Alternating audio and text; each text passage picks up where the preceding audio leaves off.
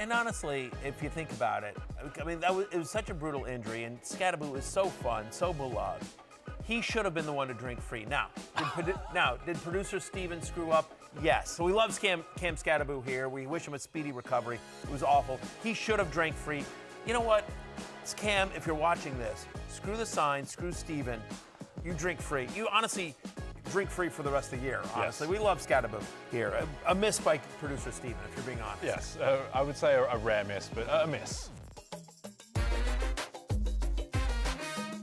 Fantasy Football Happy Hour with Matthew Berry. Welcome to the Fantasy Football Happy Hour. That's right, we made up for it. Cam Scadaboo. No, I'll be clear. What's so great about it? So you just saw the clip there, of course. I'm Matthew Berry, he's Connor Rodgers. But you saw the clip there at the beginning of the show where it was, we threw producer Steven under the bus. Yeah, and then rolled it back over him again. But rightfully so. I mean, because that was a mistake. How does Cam Scadaboo not drink free? So obviously, Cam Scadaboo, we're making up for the mistake. He doesn't force drink free today. We wish him a speedy recovery. He got some pizza from Big Dom. Yeah, cheesesteaks. Yeah, cheesesteaks. The Philly treatment. I met Big Dom once at the How'd that go combine. for you? I really liked him. Honestly, okay. I thought he was great. Yeah. Honestly, he was a super nice guy. So I really liked him here. This is from Jeff McClain. Cam Scadaboo had a surprise visitor to Penn Presbyterian on Monday. #Eagles do it all. Chief of Security Dom DeSandro dropped off pizza and cheesesteaks for the Giants rookie while he was still at the Philly hospital after dislocating his ankle on Sunday. That's from Jeff McClain on X, Connor. But I enjoyed Big Dom. But what I enjoyed even more than meeting Big Dom is that our producer today is not Steven, it's Adam. Right. Adam is our producer today. The rotation begins. The rotation begins. And so Adam, out of the blue, says, hey, you know what our open should be? Is you throwing producer Steven under the bus. So he chose that producer. So we have producer on producer crime. War. We have producer on producer civil crime. War. Yes. Yeah, I like this. Yes. How do we get Pete in the mix of this? Pete will find his own way into it. He always does. He always creates chaos. But what I just like is that we've managed to somehow create a scenario here where now the producers are infighting. Pete just throws these bombs from left field. Unbelievable. Jay's not here today. No. As you can see. By the way, that was probably producer Steven's fault as well. He probably forgot to put Jay on the schedule. I wasn't on the schedule yesterday. I don't know what's going on here. I'm I'm the only one that shows up, apparently. It's fine. Right. It's whatever. Yeah. Got it. Roll a dice, win, but you'll be here. Yeah, at least I'm here. Right. At least I'm here. They I might can't be a take little that bit away late. from you. I might be a little bit late because I live 8 billion hours away, but whatever. I got here. I'm on time, as opposed to whatever. Who knows who's showing up on any given basis here. Tomorrow. But today it's you, Connor Rodgers. Hopefully full show tomorrow. We'll roll the dice and see who's here tomorrow. We have waiver wires today. A lot of names to get through because the bye weeks are this is a bad one. This is not a great one. There's a chance you might need a quarterback, so we're going to start there. Before we do, by the way, don't worry, Matthew. We are going to recap Chiefs Commanders. Oh, my God. I didn't want you to feel left out of that. We'll see. We'll see, because there's a chance I could talk enough and we run out of time. Right, and then it's like 20 seconds of Patrick Mahomes was good again. Yep. Rashee Rice, woohoo! Yep. And then we're done. And then we're on to early line alert, which is our early bets for the week as well. But let's jump right into the quarterbacks. I will say this before we jump in, one last thing, and then I promise we're getting to the waiver names. But not only did he throw producer Steven under the bus, but Adam also lost to me. I did get my first win of the season. 1-7? Yes. 1-6. I think I'm 1-6. Okay. So, You had a bye week? Oh, no, I'm 1-7. You're right. So, anyway, whatever. But I'm off the schneid. I'm no longer in last place in our league. It's true. I do have more total points scored than Adam. So, Adam's my favorite producer at the moment. Not only did he lose to me, but illustrious he matchup. threw Steven under the bus. Yeah. Look, it was my Super Bowl, and I came out a victory. You needed this one. I really did. Right, and you did have to sweat it out. I did. Because if Jeremy McNichols caught a touchdown at the end, you would have lost. But nevertheless, you win. All right, let's get into the quarterbacks here. The starting quarterbacks on a bye this week. These are big names. QB4, Jaylen all Hurts. these guys. Baker Mayfield, who's hit a rough patch, but Baker Mayfield for a lot of weeks was helping teams single-handedly win. Maybe a good opportunity for the Bucs to get healthy there. Justin Fields, who's been the fantasy roller coaster of quarterbacks. He's still a top 20 quarterback despite some awful weeks. And then Dylan Gabriel, which I would say hopefully you're not starting Dylan Gabriel, but Dylan Gabriel starts in our Superflex league. Yeah, so there's a world where he is. 100%. But obviously Hurts and Mayfield, we don't know big names, and we don't know if Jayden Daniels is going to be back. We think he will be for Sunday night against the Seahawks, but we don't know if he will be. We don't know if Michael Penix will be back. I mean, there's a bunch of guys that are sort of banged up. So there's a chance that even if you don't have Hurts or Baker, or rolling out Fields or Gabriel, that you might, who knows? Maybe you're rolling out Carson Wentz desperately in a deep league. The Saints might be moving to Tyler Shough officially. Yeah. Spencer Rattler has been viable in two quarterback leagues for a couple weeks there. So we don't know if Bryce Young is coming back. So there's just a lot of turmoil in the pass catcher area here, and so I want to start off with the Traveler. The Traveler tops the list, 58% available, and Matthew, he's got the Raiders, which makes him, a play that could be interesting, and he's been better lately. Oh, look, before the bye. Trevor Lawrence has been up or down from an NFL perspective, similar to Justin Fields, but fantasy-wise, he's actually been pretty good. Over the last 3 games, he's the 10th best quarterback in fantasy football on a points-per-game basis. He's averaging 21 fantasy points per game, and so this is somebody who, by the way, is throwing a lot. 37 pass attempts per game this season. That's tied for the 3rd most. Duval throwing quite a bit, I should say. Same thing. Right. Honestly, or quite a bitch. Whatever. You could power through it, but I respect that you stopped yourself. No, you know what? We have time today. Look, the regulars know. What am I going to do? Try to BS them? No. I mistakenly said bitch. I meant to say quite a bit. But I just want to own it, and I'm not going to ignore it, Connor. No. Here it is. It stopped. It can't be clipped and used against you. That's right. That's 100% right. At least, allow me to beat everyone to the punch. Yeah. So I said that. And honestly, if you think about the Raiders' defense, they're kind of a bitch this year. I mean, to be honest, everyone's made them their bitch. If you're a fan of them, yes. 4 of the last 6 quarterbacks to face the Raiders have scored at least 17 fantasy points. So Trevor Lawrence, I think, is. Again, if he's available in your league, and he probably is because it was a tough game prior to the bye, and then you've got 6 teams on a bye.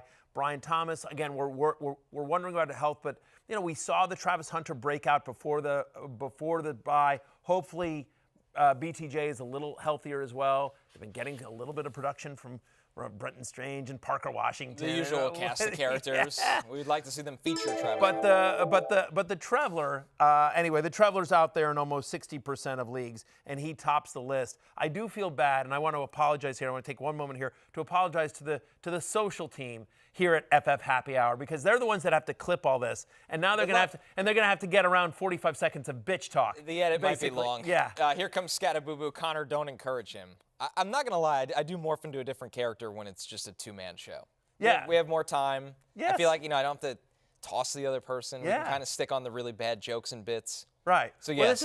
Well, and it's interesting because I think that our normal, what we'll have tomorrow, we're going to have me, you, and Jay tomorrow for a backup producer Pete show. Sure. But I feel like all the other shows you do, of which there are many, they are all 2-man jobs. Typically, yeah. Right? Yeah, this is the one where I have to kind of wrangle the zoo animals. Right. So, Badlands and Exchange, right? The PF, with Trevor. With Trevor and Mets Sims. pod. And Sims and the Mets pod, they're all you and somebody else. Right. Yeah, this is my true babysitting job. But not today. Not today. Not today. Not today. Screw Jay. Do we even need him back tomorrow? Let's be careful there, because we might need him back at some point. A lot of people saying that my tribute to Jay is wearing a hoodie today, and to that I say you are correct. Yeah. This is my tribute to Fair. Jay. All right, other quarterback on the list here, Sam Darnold. He is 64% available, which seems a little surprising for how good Sam Darnold has been. Sure, you don't get the rushing, but this is another one, Matthew, coming off the bye week and a soft landing against your Commanders secondary. My brutal. Since week 2, my Commanders giving up the 2nd most fantasy points to opposing quarterbacks. They're giving up 21.3 fantasy points per game. They give up 9.1 yards per pass attempt. That is most in the NFL. So do you think Jackson Smith and Jigba can have fun with that? Yes, sir. Indeed, he can. It's weird because Sam Darnold has played unbelievable enough. I don't know if it's because he had such a bad meltdown at the end of last year, because he was so, he wasn't great up until his year in Minnesota. Right. And so many people sort of said, oh, well, that was a function of the offense and the play calling. He had Justin Jefferson, Kevin O'Connell fluky, Kevin O'Connell, system quarterback, whatever. Right. Yeah. The Vikings got rid of him. How good could he be? And now he goes to Seattle, which is, I know it sounds insane to call them a small market team because Seattle's obviously like one of the fan base, right, very successful. Very successful, and it's probably like the 12th biggest city in America. But it feels like a small market thing just because they're in the upper Northwest and they don't get the national attention that they probably should. That's fair. They're I mean, whatever. You turn on any network, ours included, but like ESPN, and they're talking about the Cowboys 8 million times. That's exactly right. No one's ever talking about the Seahawks. Even in that division, it's much more about, the Rams and Matthew Stafford, Kyle Shanahan and Christian McCaffrey. Right. Oh, by the way, Kyler Murray. The Seattle Seahawks just never make any noise. They're not loud. That's the difference. They're not loud. They're just really functional at this point. And I also, by the way, and Sam Darnold doesn't run either, but like 2 of the last 3 games, Sam Darnold has finished as a top 10 fantasy quarterback. He's had at least 2 touchdown passes in 4 of the last 6. So there is a solid floor there coming out of the bye, you feel like. And just to the eye test, Connor, he's played phenomenal. He's playing really well. And you think of some of the fluky things, like when they let Cooper Kupp throw a pass and he threw an interception, and it's like, you don't have to get cute like that. Just let Sam Darnold go win you the game. So, just to reinforce this, the Commanders have given up the 3rd most fantasy points to quarterbacks this year. Yes. So, once again, this is a good matchup. Sam Darnold is really good. And another point, Matthew, I don't think people looked at Jackson Smith-Njigba as a superstar going into the year. Now he is a superstar. If we redrafted today, Jamar Chase is the first wide receiver off the board, but there's a strong argument that Jackson Smith-Njigba is the number 2 guy. Ved, of course, a happy hour regular. Sam Darnold or Jackson Dart this week? Jackson Dart at home against the 49ers. No team in the NFL has given up more passing yards per game than the San Francisco 49ers. That's a tough one. That's a great question, Ved, FF Happy Hour regular. And a lot of people might think, wow, Ved, great question. He's probably rising up the power rankings. No, he's not. Because I do my rankings on Tuesday night, Ved. I don't actually know where my projections are going to land. My rankings aren't going to come out until tomorrow. So I have to think on the spot as to whether I would start Sam Darnold or Jackson Dart. I think you would go with Dart just because I feel like there's a little bit more to the floor. It's a higher ceiling because of the rushing. With the rushing. And again, by the way, with no Cam Scatterboo, we'll talk about Tyrone Tracy coming up here in a second, but with no Cam Scatterboo, you feel like they might use Dart's legs around the goal line even more. Yep. So it's super close. My suspicion is they're going to be within like 2 spots of each other. Good question, Ved. But I think my gut at the moment is Dart just because of the dual threat. I'd be curious to look into how Robert Saleh's defenses fare against rookie quarterbacks. Yeah, that's before fair. Making that decision. I don't know off the top of my head, so that's something I would look into going into the week. By the way, look ahead line right at the moment is 48.5 is the over/under in that game. 45.5 is Seattle-Washington. I feel like the Commanders, I get it, they're bad. But the Commanders, at least, and we'll get into this next segment, but the Commanders showed some fight for the first half of the Absolutely. Like they were in it. Like they punched above their weight in the first half. They're going to be 3-5. It's going to be Sunday Night Football, prime time. They're at home. Seattle traveling all the way across. Again, Seattle probably wins this game, but season is on the line for the Commanders. So while, again, I think Sam Darnold's a viable pickup, I think he's going to be a easy top 15 play. He's very much a good bye week fill-in. I could see Dart having the better fantasy day. I could see Ken Walker going nuts. You know what I mean? So again, Ved's making me talk down Sam Darnold after I just talked him up. It's a good question. That's why Ved's in the top 10. Maybe not this week. We'll see. You have my vote, Ved, number 1. As we know, this week's power rankings, regular power rankings, are going to be heavily influenced by who participates in our Halloween costume. I don't know if you saw the promo yesterday. We're running it back today. Let's so go. Stick around. Okay. You'll want to be here for this one. All right. How about some deep league targets? Sure. Because Darnold's only 64% available. The Traveler's only 58% available. You might have to go deeper into your bag. Aaron Rodgers is on the board against a Colts. The Colts are great, but their secondary is not. He's only 53% available, but a matchup where Rodgers should be able to put up points. And then if you're really desperate, and I wouldn't feel great about this one at all, Matthew, I wouldn't even feel average about this one. J.J. McCarthy is out there against Detroit. Maybe he runs because that's something he could fall back on. I just don't know what to expect from J.J. McCarthy. Line secondary's been beat up. Now, they played better recently, but the defense over the last 4 weeks is averaging over 20 fantasy points allowed to opposing quarterbacks. So I think if you buy, again, you have to kind of squint and talk yourself into it. In like a 2-quarterback situation. Yeah, of course.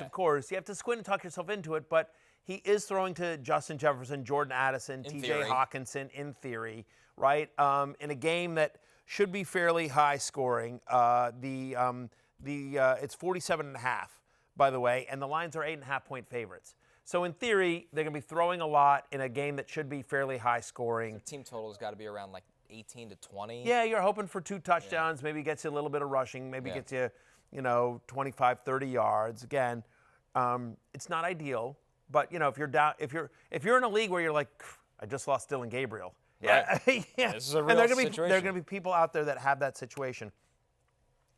As long as we're on McCarthy here for a second, Connor, I know people want to kill the kid, right? Yeah. And they're just like, he's played 2 games in his NFL career. I get we've had 1 good quarter, but like, I thought Bo Nix looked like he shouldn't be in the NFL for the first 3 games of last year, his rookie season. Yeah.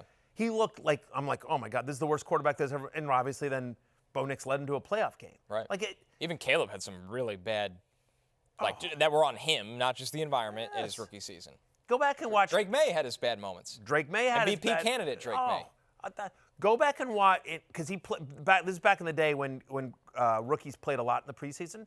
Go watch Cam Newton's preseason, his rookie year. He looked like what was going on, and then his first game of the year, then he throws 4 touchdowns. I think 3 or 4 touchdowns against Arizona, and it was just like, okay, Cam Newton came to play. But my point is like sometimes it takes quarterbacks a little bit longer. Sure. And this is way too soon to write off J.J. McCarthy. And I think if you're trying to talk yourself into it, as we have a comment here, J.J. just needs to be Joe Flacco. Quick passes to J.J. and Addison. That is from XYZ or. I mean, yeah, you would think they'd try to tailor the offense a little more friendly to him with quick game. The problem is the opposition might know that. I think if you're trying to talk yourself into this with J.J. McCarthy, 1, you need to bet on the athleticism, of course. Right. And then 2, that maybe the injury and watching, as Carson Wentz wasn't great, but watching this from close, he's been on the sideline, as we saw the clip of him jumping over people, helps him slow things down a little bit. Because, I mean, with the surgery last year, he was just completely away from things. And, yeah, this would be a stash situation. Yeah. Like, did you like McCarthy coming out? I had him the lowest of all the quarterbacks. So, actually, I think I might have had him and Bo together. Okay. But I didn't. You had Penix ahead of him. I had Penix ahead of him, Jayden ahead of him, Caleb and Drake May ahead of him. And I thought there was a difference in the tier of those guys compared to the other 2. And Bo, it's been up and down this year, but he's obviously, I think, punched above what I expected. JJ has been kind of exactly what I expected. A developmental day 2 guy that got drafted in the top 12. Right. Again, you're talking yourself into you're believing in the system, you're believing in the game script as a more than a touchdown underdog, and you're buying into the weapons that he has plus a little bit of the legs. Again, so it's not ideal. But to your point but by the way, Bo Nix found himself in the perfect situation. Like this, we've talked about this all the time, and about like when players go to a coach that uses their skill set versus a coach that doesn't.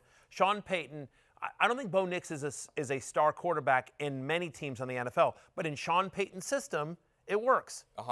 And Sean Payton was really the guy that was going to take him in the top 12 or the top 15, the top 20. Like Bo Nix wasn't viewed as a consensus first-round quarterback across the league. No. Drake May was, Jayden Daniels was, Caleb Williams was, but Bo Nix was a little bit of a bolder draft pick where people are like, oh, Bo Nix in the top. And Sean Payton was right because it's for his system, right? Like you said. So, and like even when you can go back and look at this from multiple guys. Like Mahomes is Mahomes now, but Mahomes in his draft was not viewed that way. No. But Andy Reid knew exactly what he had to do with him while he was developing, and then he turned to a superstar. Yeah. Josh Allen with the Bills. I've made this argument a million times. Patrick Mahomes with any other coach than Andy Reid is not face of the NFL, multiple MVP, as Super fast Bowl as MVP. it happened. Correct. And he would be the first to say that. Yes. No, 1,000%. He landed in a great situation where he could learn from Alex Smith for a year, and he got Andy Reid, who is one of the all-time great offensive minds in the history of the NFL. Look at what, I always say this, look at what Kevin Kolb and Donovan McNabb and Mike Kafka and any of these other guys did when they were coached by Andy Reid, Jeff Garcia, and when they weren't coached by Andy Reid. Right. Like, anyway. So that's a different subject. Connor, keep me on track for the love of God. Let's get to running backs. All right, running backs time. We got a couple on a bye here. Obviously, the big name is Saquon Barkley, who got a little banged up this weekend, but obviously maybe this gives Barkley some time to rest. Bucky Irving, who we're all waiting to come back because when Bucky plays, we know how good he is. Breece Hall had his best game of the season, and now you get Breece Hall on a bye week, and we'll see if he's still a Jet coming out of the bye. We don't know that. I don't think anyone really knows that right now. Quinshon Judkins, obviously, he's been a big-time player in fantasy in terms of value. And then Rachaad White, who maybe has been an insurance for people that drafted Bucky. So it's a pretty dense running back list here, Matthew, in a shallow position group. For sure. And again, we're also, you've also still got some injuries. We don't expect Trey Benson back, obviously, for the Arizona Cardinals. We just mentioned Cam Scatterbo. He's hurt. So it's, there's definitely some big names there. All of those guys, the quote Tampa Bay running back and the others, Barkley, Hall, Judkins have all been fantasy starters throughout the season. And speaking of which, the Giants just lost their starter in Cam Scatterbo, who's been such a great story, and that means it's Tyrone Tracy time again. As you look at Tyrone Tracy at Philadelphia in Week 8, what he was able to do, obviously the snap rate is at 64% because that was after the Scatterbo injury, a lot of his looks. 10 carries, he catches 2 passes, which is what he's best at. Yeah. Brian Daboll spoke on the state of the Giants running back room going forward. Well, he's a pro, right? So, again, I think he performed well for us at Denver. We've seen pros sulk before, and it doesn't seem like necessarily he did. Yeah, I was going to say that, but you answered it for me. Do you expect to do anything in terms of Dante Miller and Devin Singletary, mixing them in? Yeah, well, Motor's on the roster. You'll definitely see Motor, and then Tracy. Then we'll decide. We got a week here. We'll decide what we want to do. That was a good response. By the way, for those of you not watching it, if you guys are listening to this as a podcast, there's like a pause there where you can just sort of see Brian Daboll like, how much of a jerk do I want to be to this dumb 100%. Or screw it, I'll just I'm going to swallow and I'll just answer the question.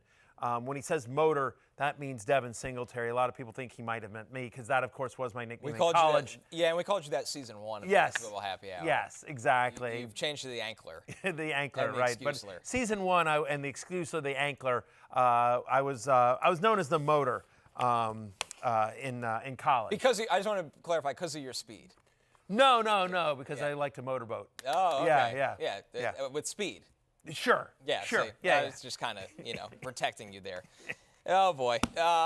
Anyways, Brian Daboll, he said it. The reporter answered it for him. Obviously, Tyrone Tracy's a pro. We'll see Singletary, or as his friends call him, Motor. How about this matchup against the Niners here, though? Because he's only 51% available, Tracy, because he was getting work. And Cam Scatterbo, he was the starter at the beginning of the year, and Scatterbo banged up in training camp. And so it took Scatterbo a couple of weeks before he sort of overtook Tyrone Tracy, and then Tracy got a little bit banged up as well. But look, he's had 8 career games, Tyrone Tracy has, where he's gotten at least 15 touches. 8 career games, and in those games where he gets work, where he gets at least 15 touches, and that's what we expect against the 49ers, in those 8 games, he's averaging 15 fantasy points per game.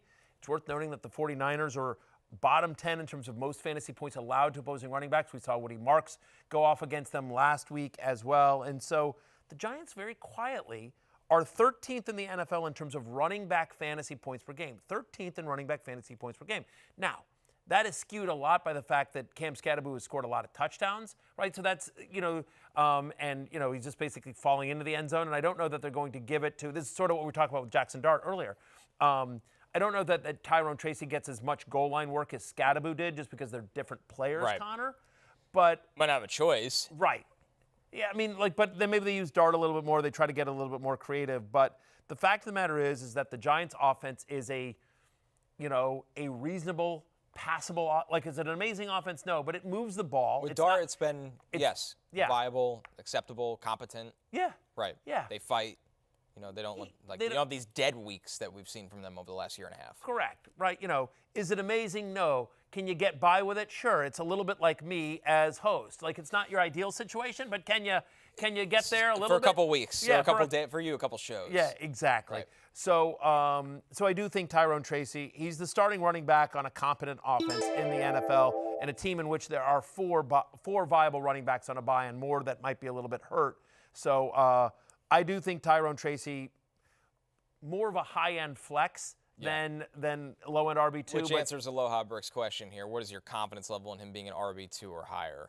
Yeah, I don't know that I'm super confident. I think he can potentially get there in the right matchup there, but I think he's more of a high-end flex. But, I'll do all the numbers tonight and when I do my rankings, but my guess is that he comes in somewhere in the 18 to 22 range. Would be my, in my rank, somewhere in that. Like 5 guys because of bye week, couple injuries. Yeah, so it makes sense. Somewhere in there. Right. Somewhere Matchup's not terrible. Yeah. Our next he's gonna get 15 touches or so. They'll use him more in the passing game. I think Daboll's pretty good play caller, and he knows that's his skill set. And so they use Scatabo a little bit in the in the passing game. Yeah, he was pretty good in the pass game. So our next running back, Tyjae Spears, he is 69% available, Matthew. Yeah, I knew you'd like that one. I'd give you time to get a laugh out, but so we can then go on with the actual information. All right, so Tyjae Spears, speaking of pass-catching running backs, just like Tyrone Tracy, right. Tyjae Spears is the pass-catching running back of the Tennessee Titans. He's actually led the backfield in snaps 2 of the last 3 games, playing over 51% of the snaps, as you see it there on your screen.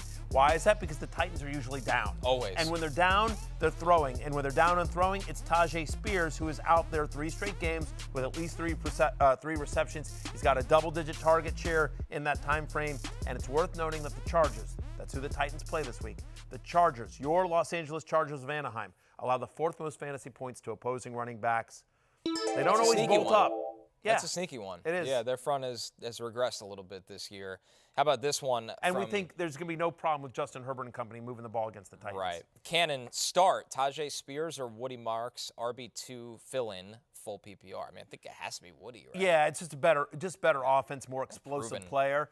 We talked about this a little bit yesterday, Connor, but very quietly, C.J. Stroud's been good. The last couple of weeks. Way better. You had the Baltimore game, and then last week specifically against the Niners was the closest thing we've kind of seen to him. We're going to get to some of his wide receivers, but I think there is something sustainable there to carry on going forward. And it wasn't a Dalton Schultz explosive game, which is kind of who he's been leaning on. It was kind of the rookies and some Xavier Hutchinson mixed in, but Marks just gives them an explosiveness out of the backfield that they've been lacking a little bit. We'll get to the Texans pass game during the wide receivers. Our last running back here is Bam Knight, 80% available. It is worth to know Trey Benson is expected to come off the IR in Week 10, or at least eligible to come off the IR. And Trey Benson's out there in about 42% of leagues, so he doesn't make our threshold. And again, we're not expecting he obviously can't play this week because he's still on IR. But it's worth taking a look. For those people that sort of sort by projections, he's not going to have a projection this week, right? But sometimes I like to sort by roster percentage, and so you'll see players like Trey Benson, he's on a lot of rosters, but he's not projected. And so anyway, just worth checking to see if he is out there in your league, because if he is, he's going to come back next week. And we like Trey Benson, and we think he's going to be, a viable starter down the stretch. But if you need someone just this week, Bam Knight plays the Cowboys, and over the last 4 weeks, only one team's given up more rushing yards per game than the Dallas Cowboys. Back-to-back games with multiple goal line rush attempts for Bam Knight off of the bye. Basically 30 touches his last 2 games. He's averaging 15 touches a game. They released Michael Carter, which was they're going to sign him back to the practice squad or whatever. But it just goes to show you, though, where this backfield stands. They don't care if somebody else claims Michael Carter. No, you don't make that move if you're worried about him at all or factor him into a big part of what you do. That's right. So anyway, you could do worse than Bam Knight, and my guess is you probably have. Top targets, Tyrone Tracy, Tyjae Spears, Bam Knight, but bye-week stashes is something that I think people should keep an eye on here. Isaiah Davis with a really, really good week. Yes, it was against the Bengals, but as we say, if the Jets do trade Breece Hall, Isaiah Davis needs to be rostered everywhere. Everywhere. If Braylon Allen is hurt, he's the guy in a run-heavy Jets offense. Sean Tucker, who got some more work this weekend, Matthew. Yeah, again, we don't know exactly the timetable for Bucky Irving, but they gave Tucker a lot of the goal line work here, and he's just more involved than he had been previously. His workload behind Rachaad White continues to ramp up. We like Sean Tucker. How about Dylan Sampson? Now, again, Browns are on a bye, and they're saying Quinshon Judkins is day-to-day, so the expectation is that Judkins plays in Week 10, but you never know. It's the Browns, and so I could see grabbing Dylan Sampson. Same thing with Saquon Barkley. Expectation here is that he doesn't miss any time, and he's on the bye this week. But if they come back in Week 10 and Barkley's limited or can't go, you got to have Tank Bigsby. Got to have Tank Bigsby. Without a doubt. All right, some insurance backs, because it's that time of year where you need to be prepared to lose a workhorse back. Of course, Tyler Algier, who's 57% available. He meets our threshold. Bashal Tutin. Kyle Monungai is a big one because DeAndre Swift has been dealing with, injury. Groin. Yeah, week after week. He guts it out, but if there's going to come a time where Monungai might have to take the full workload during a week. Kenneth Gainwell, who we've seen do that before, like Corum, of course, because Kyren Williams does get hurt every year, so you should have Corum if you have Kyren. Samaje Perine had a really good week against the Jets, Matthew. They keep playing him. They do. Especially when you think about how much the Bengals pass. They like Perine in pass protection. It's part of that passing game. So it's, as somebody who has a lot of Chase Brown this year, which don't get me started, although we had a good week this week, Perine is playing more than I'm comfortable with. But to your point, Flacco's throwing it 40 times a game. And when you think about that defense and you think about what Flacco likes to do, I don't see that changing anytime soon. So Samaje Perine suddenly viable. Emmanuel Wilson backing up Josh Jacobs. He continually gets banged up a little bit. And, of course, Ollie Gordon. Nice game for Ollie Gordon last week in just their drubbing of the Dolphins. He's getting a little bit more involvement as well behind Devon Achane. We've ranked those running backs. If all the starters ahead of them were injured, that's how we would rank them. So Algier 1, Tootin 2nd, Monangai, Gainwell, Corum, all the way down. But I just think it's, as you're sitting here, we're entering week 9. You're starting to thinking about the playoffs. We're like 3, 4, 5 weeks away from the playoffs, depending on how your league is set up. It's just trying to, again, when you think about all the injuries, you don't want to be caught going to the waiver wire hoping you get the guy. If you're 6-2, 7-1, even 5-3, and you look at your roster and you've been waiting for somebody to maybe be a boom, it's probably time to maybe give up on them and get insurance instead for your top players. Yeah, because that could sink your season immediately. For sure. Would you give up? I'll give you a pretty good example.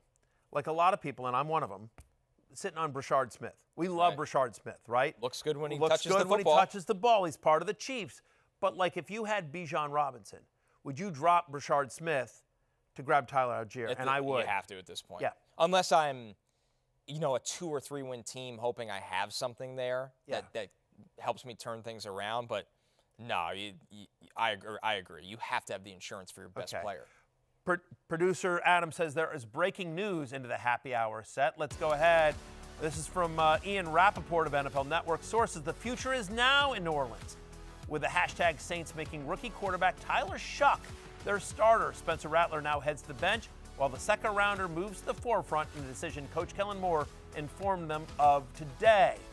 All right. Tyler Shough. A couple of things I'm going to say here real quickly.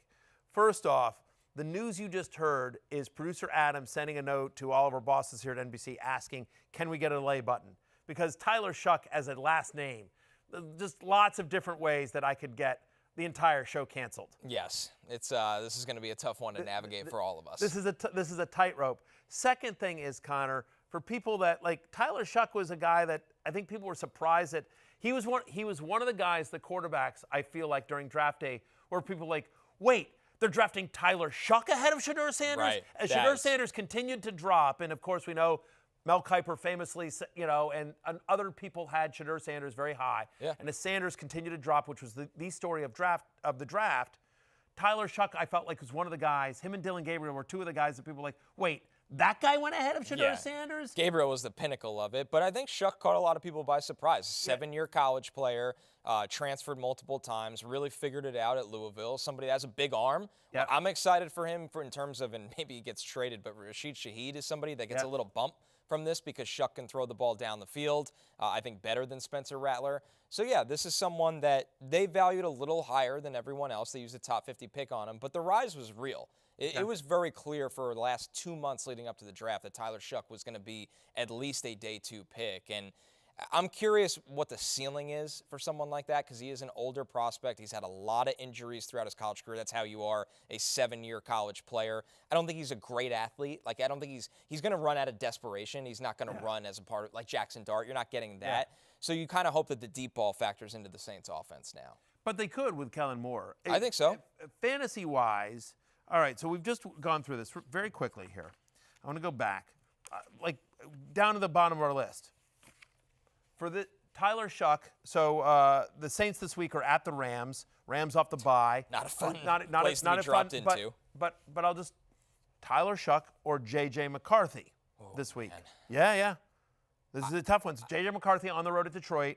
Tyler Shough on the road at the Rams. I think I can get garbage production better from Shough's spot. Really? Than McCarthy. All right. If the Vikings are feisty and it's a run game or quick game, I'd be like, yeah, that's how we kind of thought that would go. If the Saints were losing by a lot in the second half and Shough starts just kind of putting a Shucking it or putting a few little drives together for some point, this is not a place you want to be because it's such an unpredictable nature. Somebody making their first start, and then J.J. McCarthy, who we haven't seen consistency from at all, and health. But if you have to play one, I would actually take the flyer on Shough in fantasy. And just very quickly, in terms of if you're picking up a player for the rest of the season, McCarthy or Shough? I think McCarthy. Okay. Because there's still a lot of hope in Kevin O'Connell's offense for the quarterback to significantly produce. I completely agree. And quietly, the Saints' defense, I know they've had some really bad blowout losses, but it's not a horrible unit. Yeah. Where, like, they could find themselves in some rock fight games where, I for the rest of the season, I'd like the ceiling of McCarthy. For this week, because of the script, I think I'd like Shough. I buy both those arguments, scenarios. but let's stop talking about Shuckin' and let's talk about Kayshon Boutte. Let's talk about some Boutte. Yeah, Kayshon Boutte, the pickup lines. I screwed that joke up, by the way. I should have said from Shuckin' to Boutte, and then I added Kayshon in there. Plenty more opportunities. Plenty more. I screwed that one up. A lot of wide receivers on the bye week, and for a lot of them, hopefully it's just time to get healthy. That includes Garrett Wilson, Emeka Egbuka, and A.J. Brown, all trying to get healthy. Devontae Smith's on a bye. Jerry Jeudy's out there running around, but you hopefully don't have to play him anymore. At tight end, Dallas Goedert and Harold Fannin and David Njoku starting for and Mason Taylor, all starting for many fantasy teams right now. Including mine, Kate Otten, also out. By the way, Kevin Stefanski, two-time Coach of the Year is Kevin Stefanski. Not a lot of people know that, but two-time Coach of the Year, Kevin Stefanski. Some people think only once. Oh, yeah, some people do think that. Came out and said that when they get out of the bye, the expectation is Cedric Tillman will be back. Club said we'll be back open again. Man. So if I don't need someone this week, I do we like Club said. Less targets for Jerry Jeudy. Less targets for Jerry Jeudy. Go from 0 to even less than 0. Yes. So anyway, he's somebody that you could sort of sneakily grab. But let's talk about Kayshon Boutte, who's now had 3 straight weeks finishing as a top 24 wide receiver, averaging over 18 points per game in that stretch. 4 touchdowns in his last 3 games. Seems to have developed a chemistry with Drake May. This connection is real. And to remind people that, his receiving prop, Matthew, was set at 29.5 yards last week. Yeah. He ends up with 3 for 75 and a touchdown. You might say, well, only 5 targets, 3 catches, but that's kind of how he's used in this offense right now. Drake May has arguably been the best deep ball thrower in the NFL this season. And we got to hear from Kayshon Boutte on that connection with May.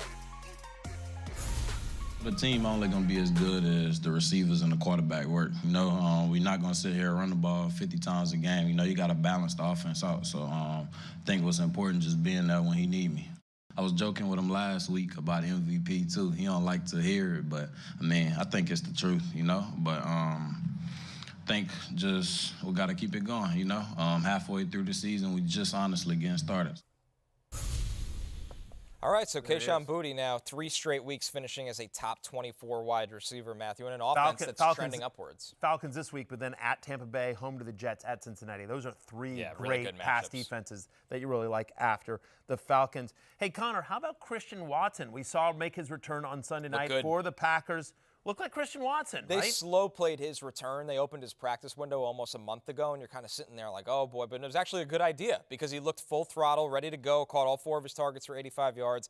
Matthew, this is somebody that just simply wins down the field, and Green Bay loves to play that way, but they haven't had the pieces to do that recently. Yeah, his average depth of the target this year is 18.2 yards. He got 37% of the Packers' air yards on Sunday night. And it's a nice matchup with Carolina as the Panthers have allowed a touchdown to an opposing wide receiver in 4 of the past 5 games. First game back, he's running 65% of the routes. Great sign. That's a pretty good sign. I agree with you. Just talent-wise, you feel good about him. And like he's stretching the field, you got Tucker Kraft in the middle of the field, Josh Jacobs running. Things are turning up Packers. Speaking of another speedster, Connor, what about Trey Tucker? Yeah, Trey Tucker coming off the bye week. He's got Jacksonville. But listen, this is a football team that plays in a lot of scripts where they're from behind. There are a thought that, there's a world where they end up trading Jacoby Myers. For sure. So that kind of opens the door for even more opportunity for Trey Tucker. And Geno Smith, as bad as he's been this year, he's somebody that will always hold the ball and try to push the football down the field. Yeah, because of game script, they have to keep throwing. Since week 3, Trey Tucker has basically a 23% target share. He's had at least 6 targets in 4 of 6 games because he had the huge game against my Commanders, that 3-touchdown game. But I think just he's the number 2 wide receiver on this team, and there's a scenario where he's the number 1. Myers is definitely on the trade block. It seems like the reporting says the Raiders want a little bit too much for him, and they're not At some really. point, you got to give. At though. some point, he doesn't want right. to be there. He doesn't want to be there. He's not going to be on the team next year, and the season's over for the Raiders. Yeah. Get something for him. Get something for him. So 1,000%. That projects good things for Tucker. How about Troy Franklin, Matthew? 62% available. Now, yes, you need to be careful buying in after a matchup like Dallas that a lot of wide receivers have eaten alive this year. But he caught 6 passes for 89 yards and 2 touchdowns. And I think you could stream him while Marvin Mims is in concussion protocol. Yeah, that's the point here. You don't love the matchup on the road at the Texans, but over the past 2 games, he's got 5 end zone targets. He's converted 3 of them into scores, and his target share last year was 29%. Last week was 29%. And so, again, great matchup with the Cowboys, tougher matchup with the Texans. But if you're telling me this guy's going to get a 30% target share, which makes sense given the connection with Knicks, we've talked about that a lot, and the fact that Marvin Mims, to your point, is in the concussion protocol. So obviously it was perfect game script, but I don't think they're going to be able to run on the Texans, so they're going to have to throw. But Franklin is a young player this is not the first time we've talked about his name on waivers. How about some rookie duos? Chimere, Dike, 92% available for the Titans. He's had 2 really big weeks. Things are turning for him. And Have you changed your mind on Dike? Because I know you weren't crazy he's about catching him. the ball. That's the point. He had a million drops in college, Yeah. but he's always been super fast. He can win down the field. Cam Ward is very accurate. I know it hasn't been an exciting rookie season for Cam Ward, but Cam Ward's an accurate passer, especially throwing down the field. I just remember draft night you saying, like, unbelievable athlete. He can't catch. Right. At some point, you got to finish plays. Yeah. And that's, but right now he's finishing some plays. I think he looks much better in this offense. Took a while to get going. Yeah. But the last 2 weeks have been promising. And it's weird because you and I both love Ayomanor, but just from the production, it feels like Dike is if you're investing in the Titans pass catchers to the extent that you need to, doesn't feel like Calvin Ridley's coming back anytime soon, right? He's got that hamstring injury. He's missed the last 2 weeks. Feels like Dike over Ayomanor. And it feels like with Ayomanor, you need the touchdown. Yeah. They get the same amount of targets. They both have 8 targets, but Dike just has such better speed. Ayomanor's the possession guy. So it kind of depends what you need. I think going forward, though, like the Titans are just trying to figure out what we have, so let's let the young guys play. Right. I think same scenario here for the Texans, who found, with no Nico Collins last week, they found out what they have. Xavier Hutchinson, we sort of know what he is, and Right. Christian Kirk in and out of the lineup. He's always banged up. Talk to people about Jayden Higgins and Jaylen Noel, the 2 exciting rookies for Houston. So Higgins is a big-bodied, red zone kind of presence. Jaylen Noel right now needs to be here to stay. He's only run half the routes over the last 2 weeks, but he's been really productive. He had 5 catches for 63 yards.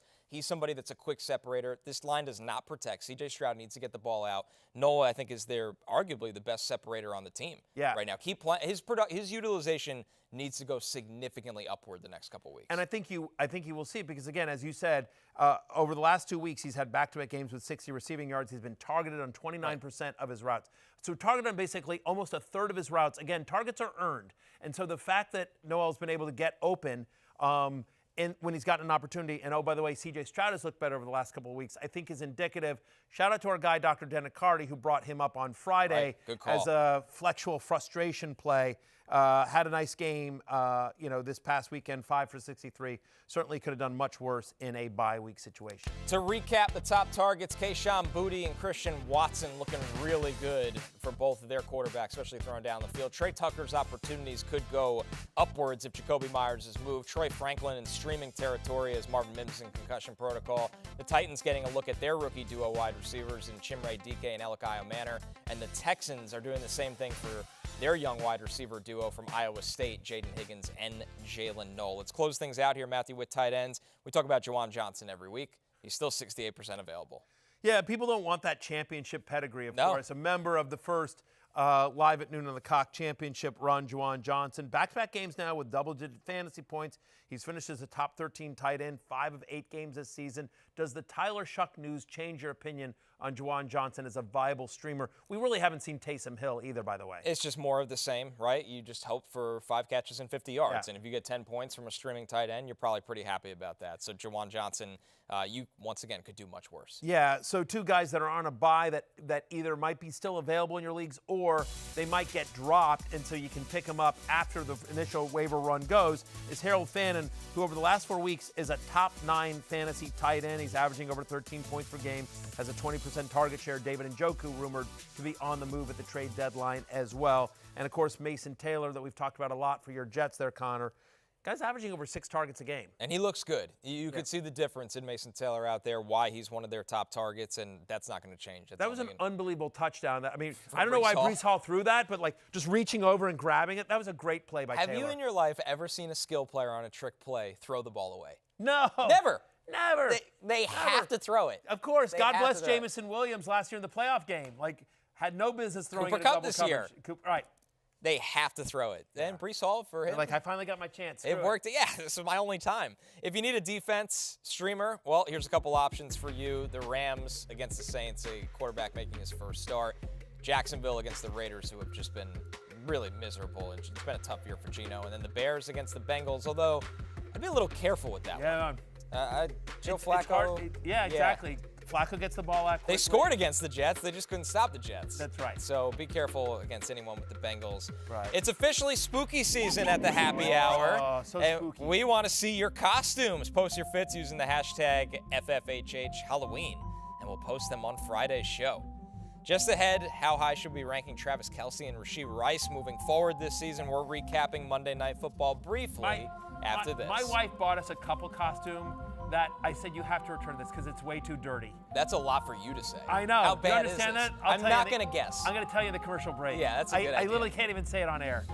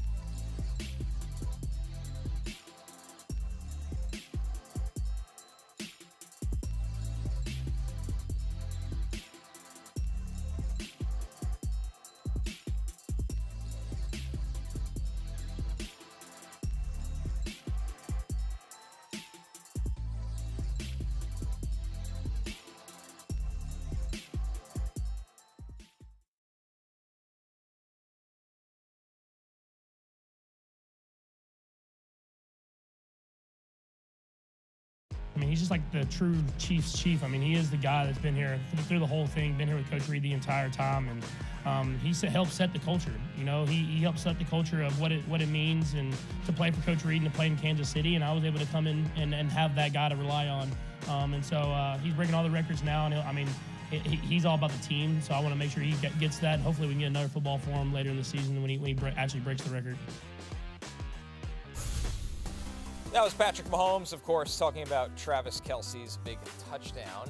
Notable fantasy performances from this game, more of the same. Rashee Rice, awesome. Patrick Mahomes, awesome. Travis Kelce, it's hard to do a lot better in tight end land. Kareem Hunt was probably the one that gave people the most surprising scares, I would say, Matthew.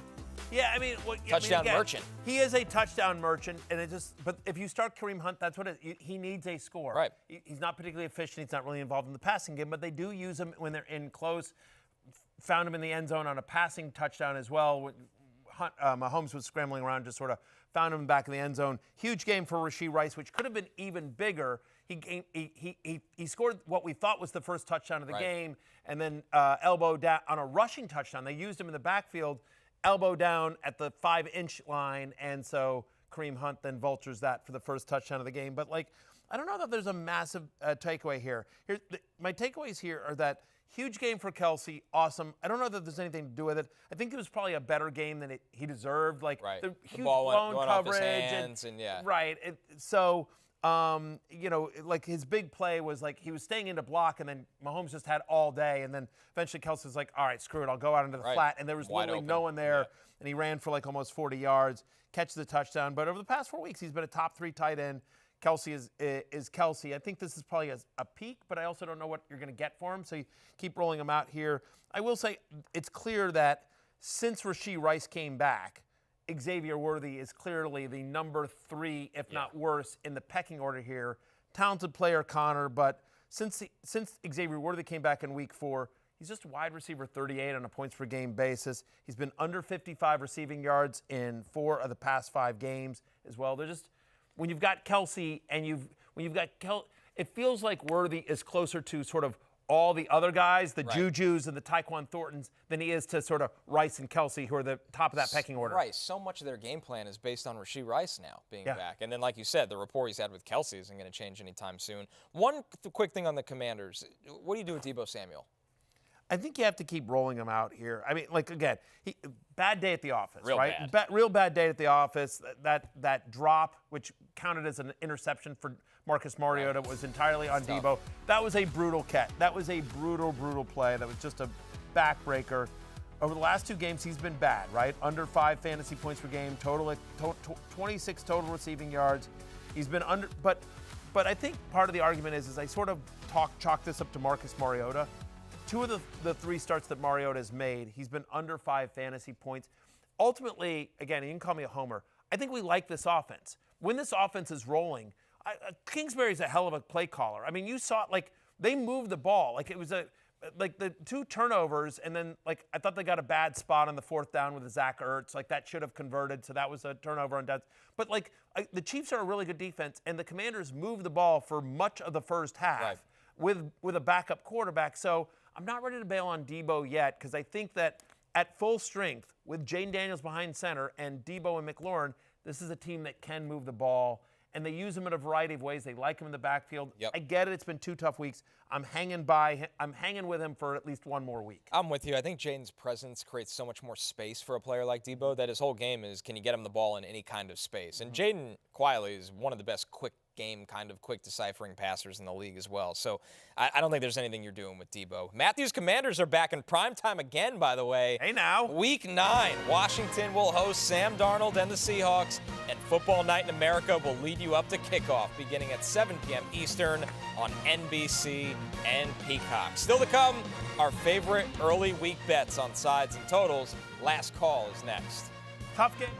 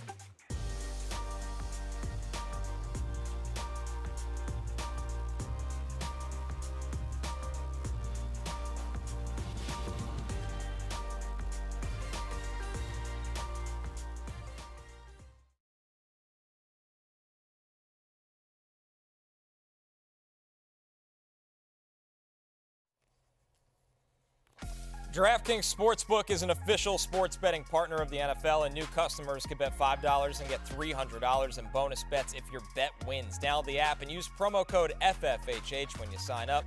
DraftKings Sportsbook. Whose crown is it? The crown is yours. Interesting. I did not know that. Time for last call. Matthew, early line alert as we look at some monster spreads this week. The Ravens are favored over Miami by 7.5 points. The Lions are favored over the Vikings by 8.5 points. Green Bay favored over Carolina by 12.5. The Rams favored over the Saints by 13.5. The Chargers favored by 10 against the Titans. What are you looking at on the board this week, this early so far? Yeah, you know what? I actually have two lines for you, and for the same game. So at the moment, the Colts are just 3-point favorites against the Steelers, and the line is 50.5. So first off, I think they beat them by more than 3. The Steelers don't look good. The Colts look unstoppable. Yep. And I think I would take the under on 50.5. So give me Colts -3 and give me the under on 50.5 because the Colts defense is awesome. And I know that the Steelers defense has struggled, but this game's on the road. I don't know. I just feel it's a heavy Jonathan Taylor game, and give me the under and give me the Colts -3. Yeah, Colts -3 for me as well. This was the line that jumped out right away. The Steelers defense right now, there's no way around it. It's bad right now. And the Colts beat you in so many different ways. I don't see how the Steelers slowed them down enough. Only a field goal. I wouldn't be shocked if this closes at 4.5, 5 points. Exactly. I get it's at Pittsburgh. Anything can happen. The Colts are and for they're real. a little bit desperate, but Jay's Colts. Jay was right. For the shoe. There you go. All right, listen, you don't have to go home, but you can't stay here. We're back tomorrow with a full crew. But for Connor Rodgers and Cam Scadaboo, there'll be more producer on producer crime tomorrow. Yeah, Civil War. I'm Matthew Berry. We'll see you tomorrow. Peace out.